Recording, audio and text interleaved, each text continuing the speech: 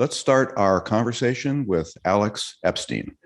Alex Epstein thinks of himself first as a philosopher, but he's also an energy expert. He brought these two threads together in his 2014 New York Times bestseller, The Moral Case for Fossil Fuels. In several days, his follow-up book, Fossil Future, will be released. In a world obsessed with climate change and ESG investing, he's a very controversial man. He argues that only fossil fuels can lift the world's least fortunate billions out of poverty, to which the moral obsession with climate change immorally consigns them. He's been the target of climate activists in the media who are trying to discredit him personally ahead of the release of his new book. But unlike many who've had their careers destroyed by cancel culture, he successfully fought back. Today, he'll tell us how he did that, about our fossil future, and about how to successfully advocate for rational energy policy. The best way to follow Alex is on Substack. And here is his address. Here also are his two books. So let's get started and welcome Alex Epstein. Thank you for agreeing to do this for Trend Macro's clients. Alex, let me get it started. I see you as an energy activist, but you call yourself an energy humanist. What is that? Well, I'd say definitely both of those things. I mean, so I'm an activist. I'm definitely I'm acting to make change. Basically, everything I do has some practical intent, whether short-term or long-term. But I call myself an energy humanist, and it really captures that I believe that the guiding principle of energy and environmental thinking should be advancing human flourishing around the world. So that means human beings' ability to live to their highest potential. We can talk about that's intimately connected to freedom, but it's particularly important and distinctive because the dominant environmental philosophy today says that our goal should be to eliminate our impact on the planet. You mentioned ESG. You can see this in the different ESG metrics. The whole thing is, how do we do less to the planet? How do we do less to our environment? And I think that's a fundamentally anti-human idea. Human beings survive and flourish by intelligently impacting our environment, by transforming it to meet our needs. And if you have an idea that you should eliminate human impact, it ultimately means eliminating and shortening human life. So how do fossil fuels fit into this puzzle? You've obviously given them a kind of prime place in the paradigm. Well, I mean, if you think of it, so some you might get the reaction, well, you say it's not good to eliminate our impact, but isn't it harming us? We're impacting nature too much. We're increasing the amount of CO2, et cetera. And it's true that certain forms of impacts can be harmful, but this basic idea that our impact as such is harmful and will be self-destructive, that is a primitive religious dogma. And I believe it's the dogma at the base of why for 50 plus years, we've had environmental thought leaders, our designated experts on different issues, have predicted catastrophes that haven't materialized. So catastrophic resource depletion, we'd run out of everything. Catastrophic pollution would be so bad, it would block out the sun and we'd all be choking to death, even though pollution got way better. Catastrophic global cooling, catastrophic global warming with very large death tolls, none of this materialized. As we can go into, climate-related disaster deaths have actually plummeted when they were supposed to have been increasing, and that's continued to this day. And so there's a false premise at the root of this I call the delicate nurture assumption, and it's the idea that nature is this delicate nurturing force.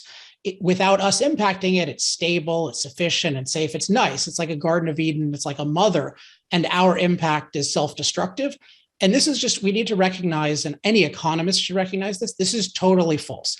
Nature is dynamic, it's deficient, and it's dangerous. And this is why economics is so important. It's really the study of production and trade.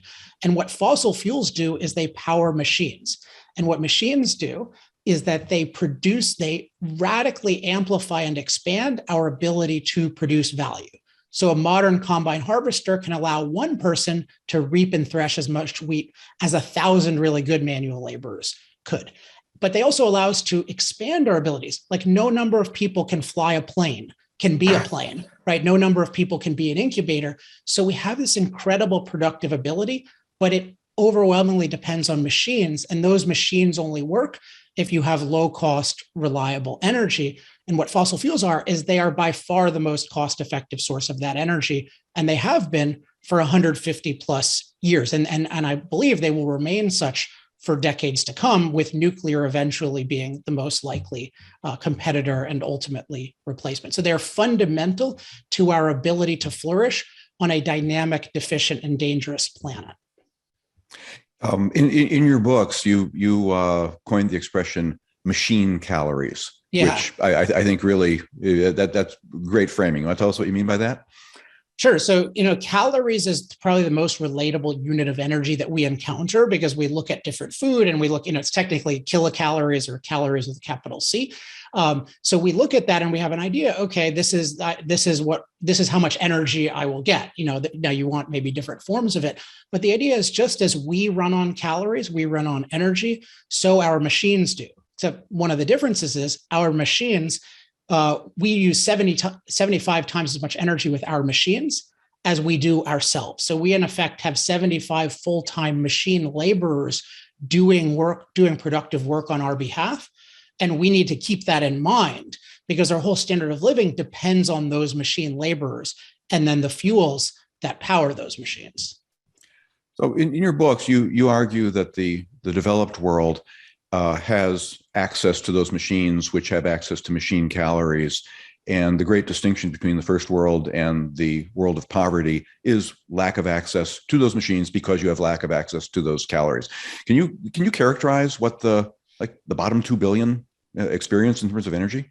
Yeah, and I sort of divide it up into, you can think of it as like the top 1.5 billion, the middle 3 billion, and the bottom 3 billion. So you can think of it as there are 3 billion 3 billion individuals who are using less electricity than one of our refrigerators. Whoa. So that's and electricity is not all of energy, but it's one we have better data on, but you just get a sense of that is really low.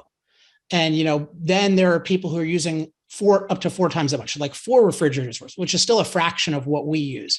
And then there's about 1.5, up to maybe 2 billion people who live in what I call the empowered world, which is the only world that is even barely recognizable to those in the United States. But when I'm defining that, the lower threshold for that is less than half of what we consume. So what we consume in the US and Canada, our access to machine calories and machine labor is in a total difference of category to most of the world. And what you see is they're living largely manual labor lives. So they have to do a lot of work in agriculture, a lot of work to build their homes, to build their shelter, and they don't have a lot of time for other productive work and innovation, which are things that we take for granted. An argument that one hears all the time is in the not yet developed world, they have a kind of last mover advantage where they can build up their energy infrastructure, or for that matter, everything in their lives, from a clean slate. They don't have to worry about legacy systems. So why shouldn't they start where we're trying to head with wind and solar? Well, you put it as we're trying to head. So you hear this this analogy. We're trying and failing, which we can talk about. But you hear this analogy to cell phones, which is often the thing, right? Some people will just use cell phones. So there are a couple of problems with this analogy. One problem is there are a lot of benefits of land-based telecommunications that are not present in a purely wireless world. If you look at the backbone of the internet, that's not wireless, right? That is cables. And so insofar as you only have wireless in places, you are dramatically diminishing the ability to communicate information. But the other thing is, with cell phones, you do have something where it is a superior replacement for a lot of telephony and communications. We are actively choosing these things because they're good. But this is not the case for solar and wind. We are not actively choosing them because they're radically superior in some way. Their adoption very directly correlates with us being forced to use them, whether by an outright mandate or via subsidy or via, I talk about this in the book, our electricity policy will allow you to charge the same for unreliable electricity and reliable electricity. So the whole grid and energy system is rigged toward unreliable solar and wind because it's intermittent. That's why I say it's unreliable. And so it's not, and what we see is, take Europe, which we are trying to aggressively emulate. What they did is they said, hey, we don't need fossil fuels. So they saw fracking and they're like, hey, let's ban that. This thing that's revolutionizing the US, let's ban that. Let's not import energy from free countries. Let's just use solar and wind. But it didn't work. And so what happened is they are dangerously dependent on Russia as we're seeing right now. So what you don't want, this is like an indulgence, a very harmful indulgence of the rich world. That's the last thing poor countries want to do, which is, or should want to do, which is why you look at China and India, the places that are actually lifting themselves out of poverty. They are overwhelmingly using fossil fuels, including, comically in China's case, using huge amounts of coal to produce unreliable solar panels and wind turbines that we buy from them and then call it energy independence. Well, the questions are starting to come in, and they're pretty polarized already on both sides. But before I throw one of them at you, I was very impressed in your latest book with the way you began it, talking about what you call the knowledge system, which is a kind of ecosystem of scientists and journalists and editorial writers and policymakers who process human knowledge into something for consumption by end users, a kind of consensus that might turn into policy. And we are going to inevitably in this debate be talking slightly across purposes, because a lot of people want to talk about the environment per se or global warming, but then energy is a part of that story, an important part, but they get conflated and confused. Can you sort of cue us up by talking about this knowledge system and how complex and faulty it is? And that'll help us get into the questions. For sure. And there's I've gotten a lot of really good reaction to that, and I'm glad, because it's something that I've been thinking about for years and was only finally able to work out with this book. And the reason I begin with it is because there's a legitimate response to what I'm saying, which is I'm saying the world needs more fossil fuels. And that's 180-degree opposition to what we're told, which is the world needs to rapidly eliminate fossil fuels. So it's I'm not just veering off a little bit. I'm saying the world is wrong, but in particular, what we're told is the expert position is wrong. It's very important, this view of rapid elimination, often called net zero carbon neutrality by 2050. We're told that, every knowledgeable expert, or almost every knowledgeable expert, believes this. So we hear from the UN, its Intergovernmental Panel on Climate Change, world governments, corporations, of course, your investors know, in the ESG world, everyone is agreeing this, from the head of the UN to Larry Fink, everyone is talking about, we need to rapidly eliminate fossil fuels to prevent climate catastrophe. And specifically, we need to replace them with solar and wind overwhelmingly. Like, there's a real question of why shouldn't I believe that? Because it's really important to have expert knowledge. And so the point that I make at the outset is what we're told expert knowledge is not the same as the actual action implications of real expert knowledge. And so what I go through is there's a process by which expert knowledge is transformed into action. And we need to recognize that this is a fallible process that has four main stages. So the first and most reputable part is research. These are the actual specialized researchers who are actually doing things in the field. And we can talk about how they can go wrong, but I'll leave that aside for a minute, because the main thing is how the other phases can go wrong. So let's say we have in climate and energy, we have all of these different people researching different things, including what man-made CO2 does to climate and how that affects different kinds of weather patterns. Okay, so there are those researchers.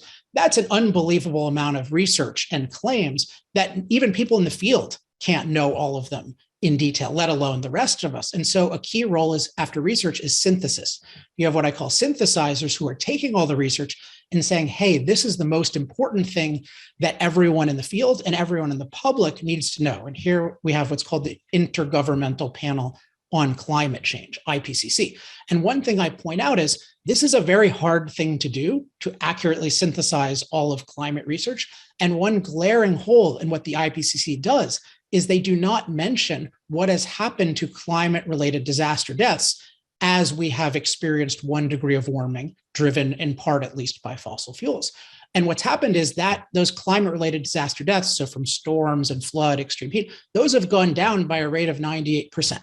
So the average person in the world, take this seriously, is 1/50th as likely to die from a climate-related disaster than they were 100 years ago. And yet the UN, in 6,000 plus pages or whatever it is, doesn't mention this once. That's like a polio report that doesn't mention that we have a polio vaccine, right? So it's obviously skewed, but that's not even the end of it, because what you have is once you have these syntheses, there's still thousands of pages, these expert things. You need what I call disseminators, which is often what we call the mainstream media. Those are people who take these syntheses and they say, hey, here's what Don and Alex and everyone else really need to know. So when we have a report from the Washington Post, the New York Times on the UN reports, they're using a few sentences, a few paragraphs, maybe a few pages. And there's huge potential for distortion as well, depending on people's agendas. I probably don't have to belabor this point because everyone, I think, has seen massively biased reporting. And then the final stage is actually the most egregious in terms of distortion and the most underappreciated in terms of its capacity for distortion. And so you have research, synthesis, dissemination, and then the last one is evaluation. What do we actually do about the knowledge that we think that we have? And here you can have crazy distortions because here's the thing. No knowledge by itself, independent of values, implies a course of action. So for example, like if there's going to be 2 degrees of warming in the next 30 years, and we were certain of that, which I'll argue is not at all true, that doesn't imply by itself a course of action because it depends on, well, what are the benefits that come along with that warming? And is that warming on its own all negative? Is it positive? Is it neutral, right? There's always a fuller context for any given piece of expert knowledge. There's a fuller context. And then there's ultimately what I call a standard of evaluation. What are you aiming for? And what you see with energy is all of these alleged experts systemically ignore the benefits of fossil fuels. And this is the point I really stress in chapter 1 of the book. So whatever they say about the negative side effects, they are ignoring the benefits. And one point I make is this is particularly terrible because a huge benefit of fossil fuels and energy more broadly is they neutralize climate danger. That's a big, like irrigation neutralizes huge amount of drought-related death.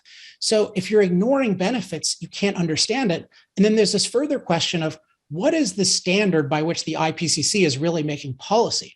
Are they trying really as best they can to advance human flourishing on Earth? Is that their environmental philosophy? Or are they trying to eliminate human impact on Earth? And I argue in the book, take some steps, but the main goal is eliminating human impact on Earth. That's why they're so obsessed with, for example, climate. They want to just eliminate our emissions, but they have no interest in like irrigation, drought relief, et cetera. And so, they're obviously ignoring the benefits. And I believe the motive is this environmental philosophy that regards human impact as evil and believes it should be eliminated from the earth. That's great. Thank you. So let's, I'm going to ask you, I think I want to make sure that I represent these questions fairly. Okay. So I'm just going to read it cold. All right. Okay, perfect. Where do you think the environmentalists get the recent imbalance in the carbon cycle wrong? I don't understand. I don't, it might have a premise about the thing. I mean, so definitely we're adding, so there's too many unclear things about the assumptions of the person's view and my view. So I'll just say, right. What we have is we had pre-industrial revolution, pre-mass fossil fuel use, we had about 280 parts per million of CO2. And so 0.028% of the atmosphere. Now we're at about 0.042, right? So we've had an increase by about 50%. For historical context, once you get much below 200 parts per million, you start to have a lot of plant death. And we've had 15 times more CO2 in the atmosphere in the history of this planet, and life thrived. It's a different planet, it was a more tropical planet, but nevertheless. So I believe that we've added more CO2 to the atmosphere. And because CO2 is a warming gas and a fertilizing gas, that has led to some warmth and a substantial increase in greening. And one key aspect of the warmth, though, is it's occurred as predicted by modelers, more in colder regions. So it's more of a polar thawing than a global warming.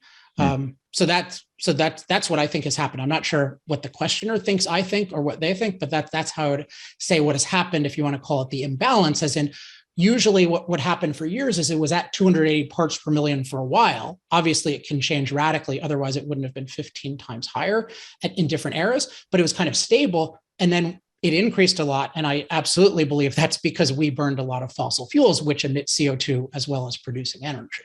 So then this would be a good example of the knowledge system at work. It sounds like the straight answer to the question, what have they gotten wrong, is, well, maybe they haven't gotten anything wrong. These are just measurements and you've recounted them, and let's just assume they're accurate. What they've gotten wrong is everything else. And particularly it's how to contextualize it. Exactly. Their method of evaluation is totally wrong because A, they assume that our impact is negative. So they assume that because we did it, it's bad. And B, they're ignoring these huge benefits that have made the world better, including our climate safer. So this was the thing that blew my mind when I first learned it. It's now 15 years ago. Like it's not just fossil fuels are great and they're bad in climate, and we have to weigh that. It's climate is one of the things they've made best. So objectively, we're in a climate renaissance. That doesn't guarantee, by the way, that there could be nothing bad in the future. But one principle I have that I've thought about a lot, and I really articulated it to myself when I was researching this book, is I don't trust people to predict the future who deny or distort the present. So if you don't recognize we're in a climate renaissance now, your prediction in the future of climate crisis is meaningless. Because if you think the present is a crisis, then either you are ignorant or you view the world from an anti-human perspective. You don't care that the climate is livable. You just think it's evil that we had an impact on it. Fair enough. All right. So I'm guessing that this next question you can just answer with one word. Okay. I love that.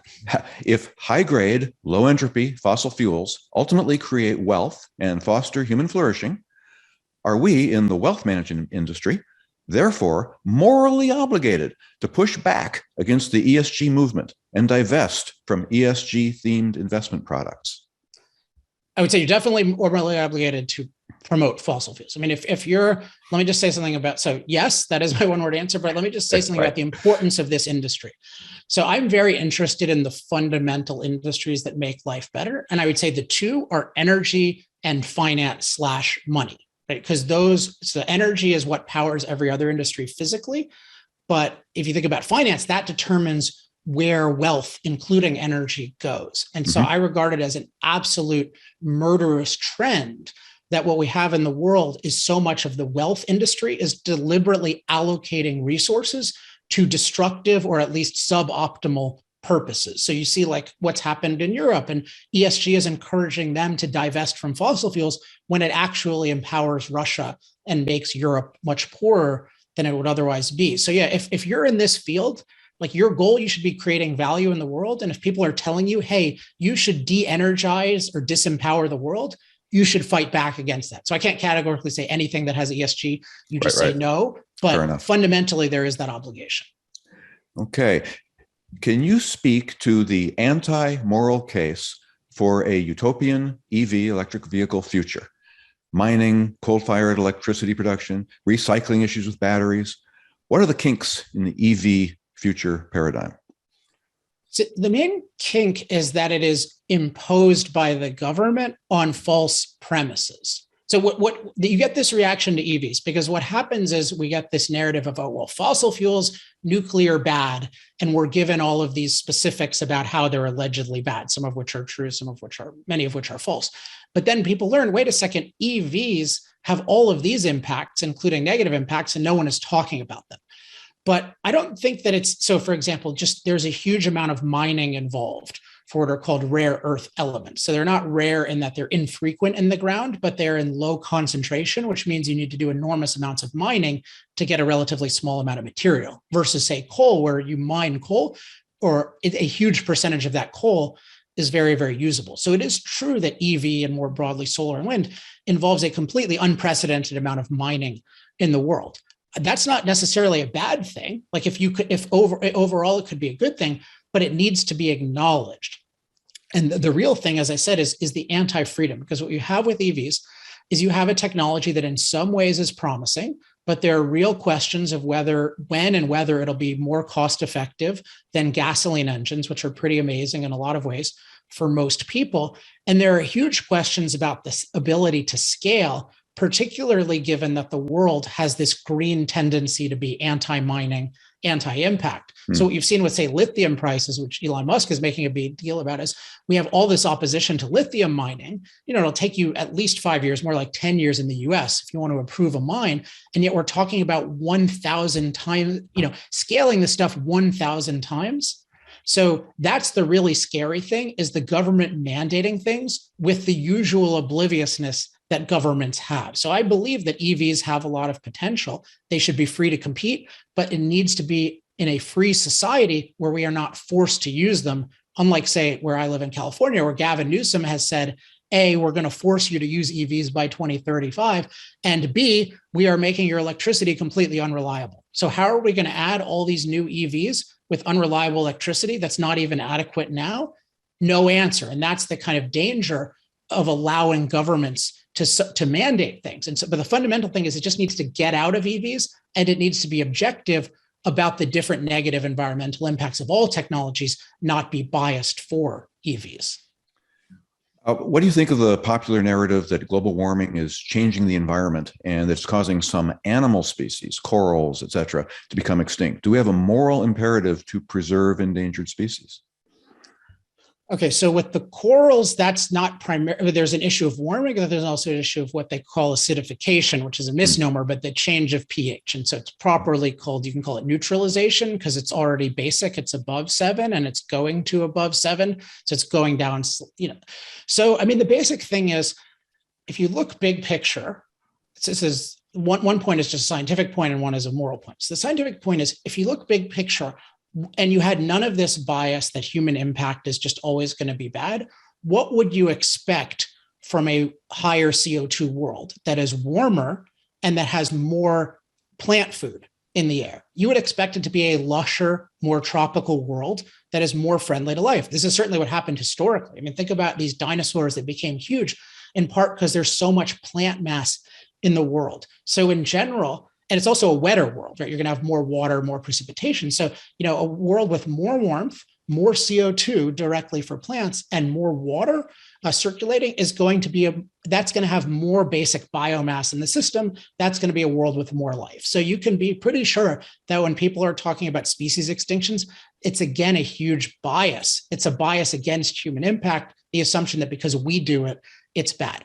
The other thing about this is, if you care about given species, the most important thing is your level of productive ability and therefore wealth, because then you actually have the discretion to preserve things that you want, whether it's forests, particular habitats. You can only do that when you have the ability to produce food and shelter in small amounts of space with small amounts of time. If you're just farming the world, if you're just burning down every tree and using every cornfield, forget it. You will end up exterminating things that you would rather not exterminate. But the other thing is, the context in which I would look at the species is, I don't look at it as, the human beings are worth 8, and then these species are worth 2, and we're kind of weighing them in that way. We want a world where where human flourishing advances, and that includes a beneficial relationship with the rest of nature. So like the malarial mosquito, I want to destroy that thing. My dog, I want to artificially promote, right? Give him an unbelievable chance at success. And then, the polar bear, I want to isolate off. So in general, we want to be thinking about, how do we have a world that's at the best possible human environment, which includes a lush natural environment that we can actually enjoy. But I don't think of it as like, oh, we weigh the polar bears against us. It's more like optimizing the polar bears for us. And since you have such a pro-capitalist background, I'll say the only way to really do this is via private property rights. It takes energy to make energy. Do you have a view on whether fossil fuels are more efficient than, say, solar and wind, the other alternatives that are being promoted now, in terms of the energy input-output ratio?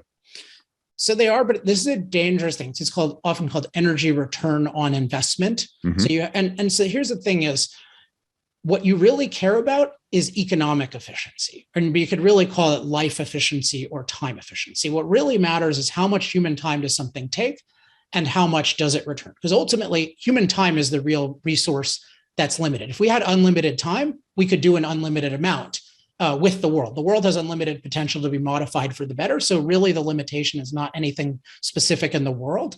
It's our time. So what economic efficiency is marking is, it's really, what's the time efficiency of this thing?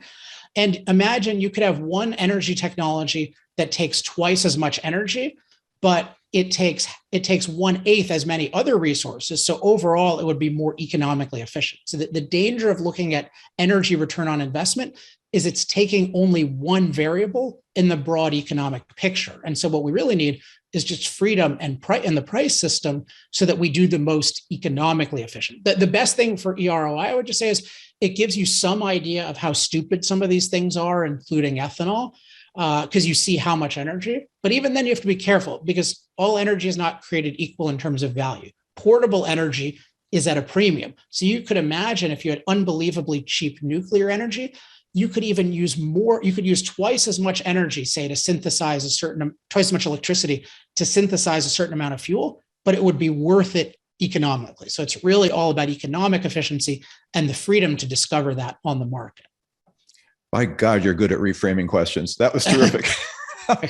I've thought about all of these things a lot, as you might imagine. I bet you have.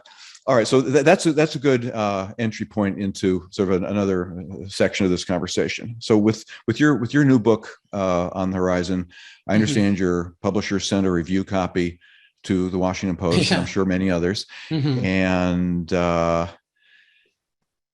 happened. You want to tell us about your adventure with the Washington Post? I'm trying to remember. It must be 4 weeks ago now. It was wild because I remember I was particularly excited about that week. I had all of these plans, and I wake up, like the way I do productivity is I just look at anything reactive really quickly to see if there's any, and then I kind of move on to forgetting about it.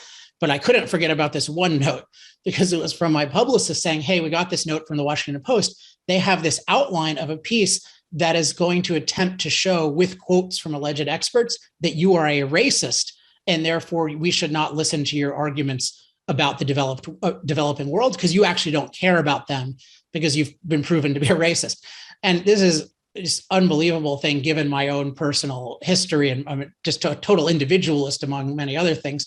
But the way they did it was they're collectivists, so they deliberate. So this wasn't like, oh, I said something the other day that they're like, oh, I'm going to cancel you for it. No, they worked with an organization to dig up the most controversial things they could find. They went back to my days as a student at Duke University, which that just shows how desperate they are. I didn't write anything racist then because I was a big individualist then.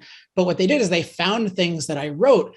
And what I in particular, I praised Western civilization and culture as superior because it was pro-individual and pro-freedom. And I was advocating that this should be spread around the world so that all individuals could have freedom and individualism. But because they're collectivists, they took this as racist. And so they thought I'm saying white culture is superior. But this is not an honest interpretation because I very explicitly wrote that is not the case, that culture has nothing to do with skin color. So it was just a deliberate distortion. But what they did is they took some writings, they got some academics to say, yeah, this looks like he's racist. And then it was just this crazy thing. And so the Washington Post, one of the most powerful media institutions in the world, and they said, we're going to run this Wednesday as a courtesy. We're asking you for a comment. So I just see this outline of this absolutely vicious hit piece, clearly not designed to understand me. It's designed to destroy me. What do I do? And I thought, well, okay, if I comment to them directly, obviously they're trying to destroy me. So they'll either mangle what I say or they'll ignore it and they'll say, oh, we consulted him. So that gives my participation. But then if I have no comment, then they'll say, oh, we reached out to Mr. Epstein for comment. He had nothing to say. And then I'm participating in it too, or at least sanctioning it. So I thought the only thing to do is to preemptively and publicly comment on it. And I knew I had, this thing is going to come out Wednesday. So I spent like all of my Monday just going through this thing completely definitively. I think you might have seen this video. I mean, it's pretty... What I put together is pretty powerful. It's like this 1 hour video just showing from beginning to end that this is a total hit piece. It is totally unfair. It's non-objective from beginning to end. This person should be fired for even attempting this. Like I argued that. I said that the Post owed me an apology. They need to change their policy to not do this, et cetera. And then Tuesday morning, I put this out on Twitter, which is a medium that I love. I did this long video thread, ultimately got 2 million impressions. It was mentioned on Joe Rogan. It was mentioned all over the place. And Wednesday came and the piece didn't come out. Thursday, no piece. Friday, no piece. So it came out next Wednesday with 90% of the bad stuff removed, including 0 references to racism. And so while a bunch of the climate catastrophists spread it around, it got no action, whereas my preemption of it got a huge amount of attention. So really what happened was the story was going to be like Alex Epstein revealed as racist. And the real story that got revealed was actually Washington Post tries to cancel Alex Epstein as racist in his book. And so it ended up giving me a lot of positive attention and the book a lot of positive attention. But had I not preempted it, it would have been a disaster. Because imagine you have the Washington Post with this big story they're clearly promoting. They've run advertisements for even since then. So they're like really promoting this thing, saying I'm a racist. Imagine what pressure that puts on my publisher. And even if not on the publisher, the distributors. And that gets to millions of people. And then I react to it and say, oh, no, I'm not a racist.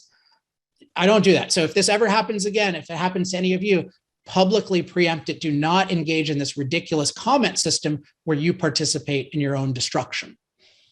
I think the other thing that people do in that situation, which you actually didn't even mention as an alternative, because maybe it never even occurred to you, which is to apologize. Oh yeah. That's because true. once you do that, you've put the mark of Cain on yourself, and then they're really going to destroy you because now you've admitted it.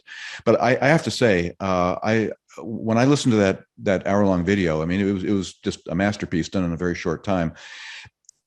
You could say that the Washington Post didn't even need to run their article because you made all their points for them in the process of refuting them. So you might have fallen victim to the decision, well, if I just don't mention it, maybe it'll go away. You ended up mentioning it yourself. So you were kind of a first responder who ran toward the danger. And it was just an absolutely remarkable thing.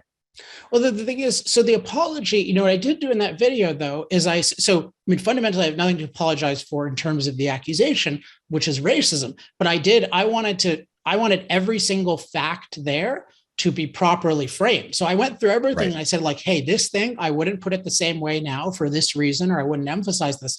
But no, I'm not apologizing at all. Now, if I had done something I thought was fundamentally wrong, there's a real question of how to do that. I think you have to think about that, because I don't agree with the idea of just like you don't apologize, but there's a question of who are you apologizing to? And so maybe if somebody figures out something that I apologize, I'll innovate a way to do that. But in this case, I had nothing to, there's no way in hell I'm apologizing to these people. And my actual belief, which I didn't focus on in the original video, but I stated later, is they are actually racist in terms of their philosophy, because their whole view is that freedom and individualism are white phenomena. And what that means is that you are saddling everyone in the world who didn't happen to have a certain skin color or be born in a certain region to a life of unnecessary misery and poverty, even though, of course, what we see is people all around the world of every skin color, which is an unimportant attribute, want to come to this country.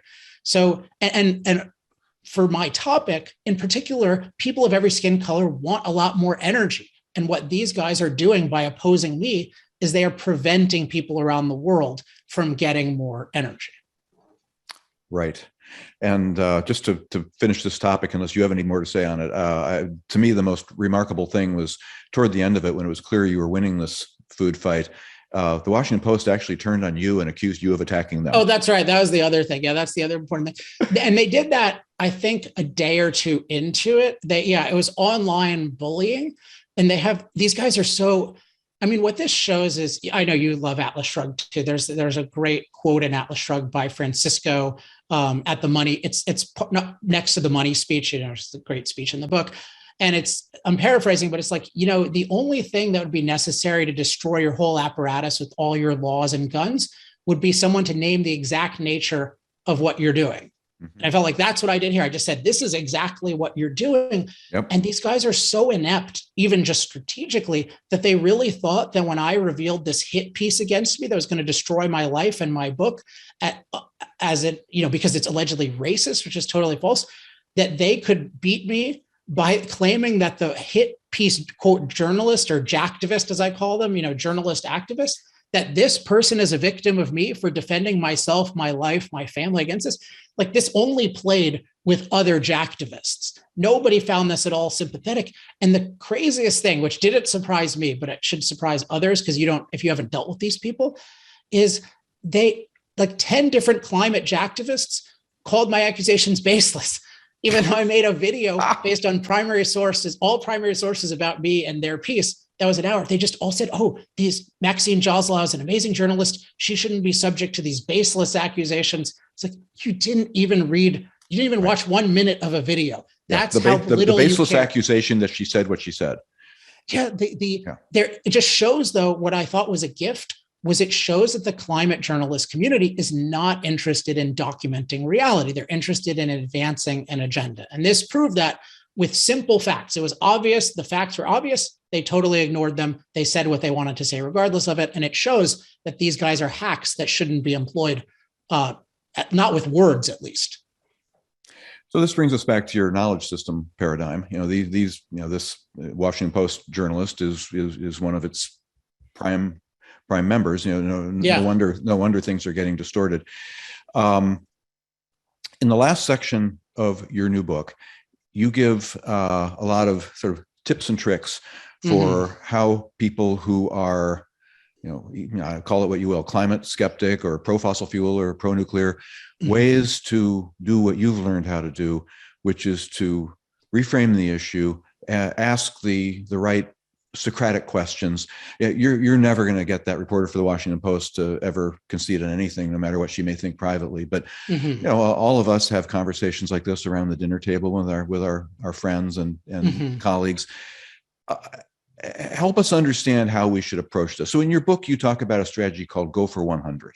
You want to talk about that?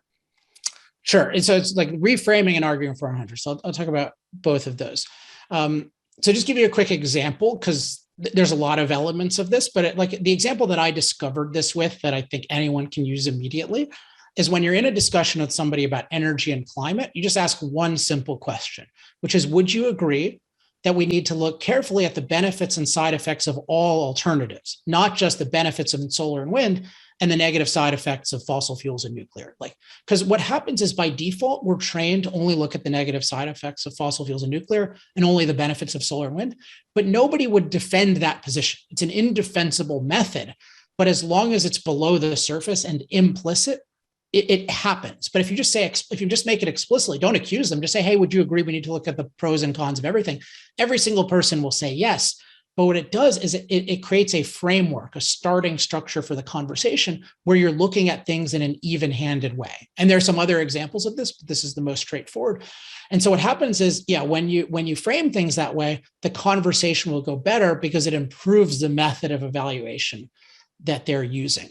Now, another key framing, and this relates to arguing to 100, is what is the goal that we're after? What is our ultimate, if we're talking about the world and our environment, what's the goal that we're after? I mentioned earlier, there's this, the dominant goal that most people are pursuing, whether they recognize it or not, is eliminating human impact on Earth. That's why the number one moral goal in businesses, et cetera, is net zero. It's all about eliminating our emissions. It's not about making the climate livable, because that requires a lot of energy.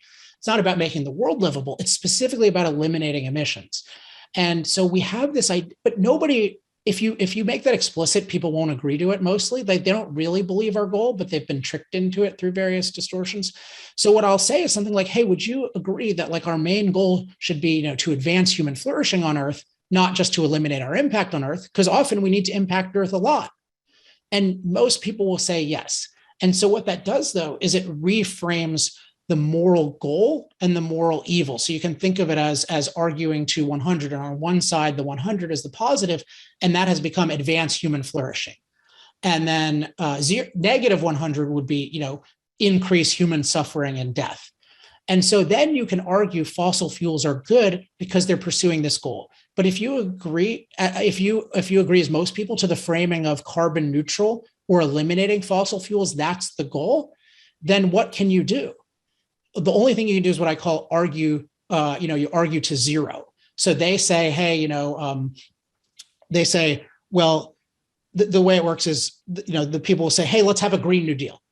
And then the pro-freedom people say, well, it's impractical. It's going to cost too much. The solar panels won't work here and they won't work here, but you're still agreeing in the direction, right? You're agreeing to, we should be eliminating fossil fuels. It's only a matter of how to get there. And you're just shooting down particular proposals, but you can't move forward that way. You can just stop other things from moving forward. That's why I call it arguing to zero. Versus when you frame the goal yourself, you say advance human flourishing, then you can really argue for the right thing, which in this case is more fossil fuel use, more nuclear. And this applies to every field. You always want to think about, if you're losing a debate, what is the moral goal that's dominating? And do I agree? The example I give that's helpful, although I don't exactly endorse it, is when candidate Trump was running, the framing of the major debate, I think, was about equality. So 100 was reducing inequality and negative 100 was increasing inequality.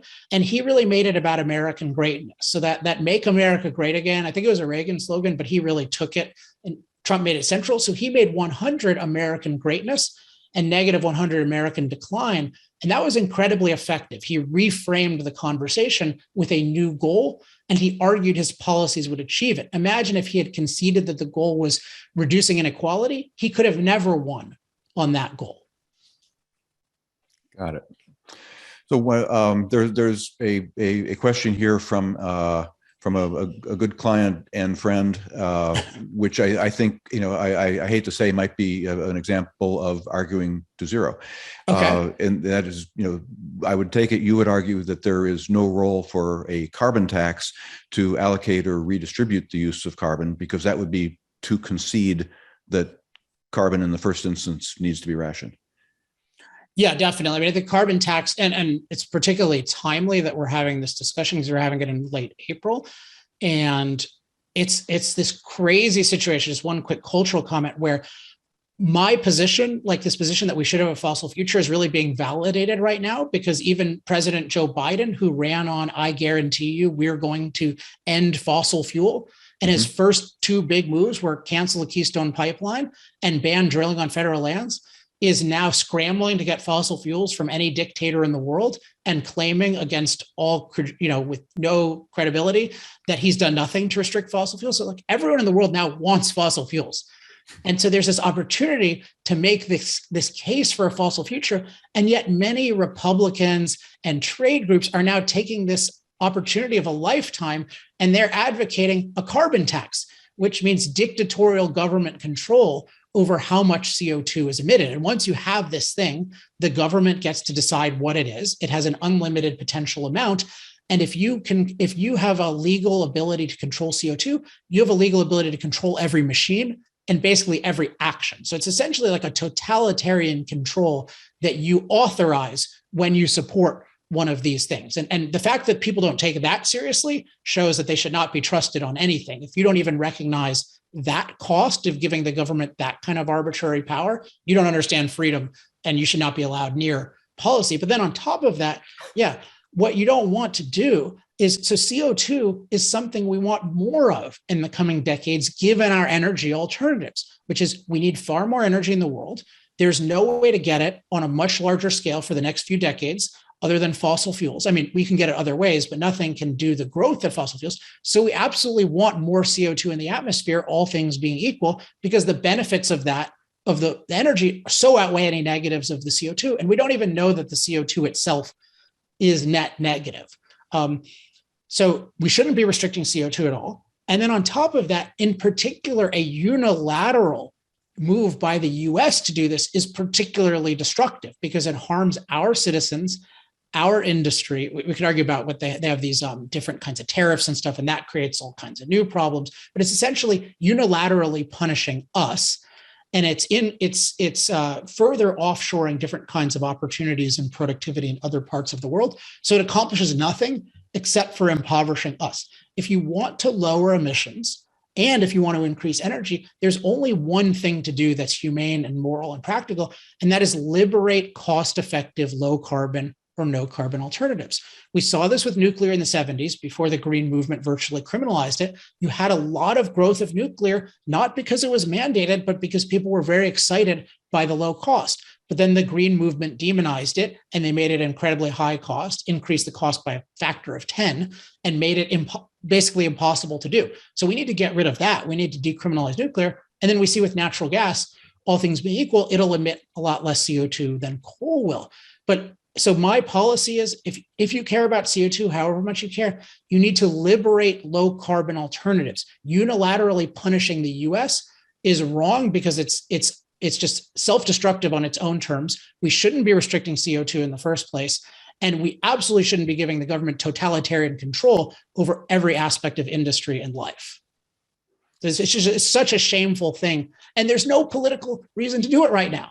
Like, we're winning right now. We should be capitalizing on that with more freedom, not resuscitating this very unpopular proposal because we want status at cocktail parties. What a great way to end it. Alex Epstein, thank you. This has been amazing. You're amazing.